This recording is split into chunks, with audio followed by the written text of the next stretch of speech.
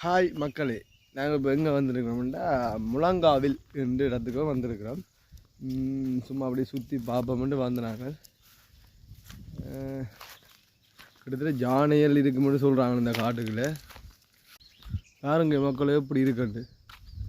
கிட்டத்தட்ட மாடுகள் நிற்கிது, யானைகள் நிற்கிதோ தெரியாது இந்த காட்டுக்குள்ளே. பெரிய ஒரு காடு மக்களே. முழங்காவில்ண்டா தெரியும் தான் உங்களுக்கு காடுகள் எப்படி இருக்குமெண்டு. ஹாய் மக்களே, பாருங்க இங்கே ஒரு பறவை ஒன்று ரெண்டு நிற்கிது. இந்த பறவை வந்து வெளிநாட்டில் இருந்து வந்திருக்கு போல இந்த பறவை. பாருங்க எப்படி இருக்குண்டு.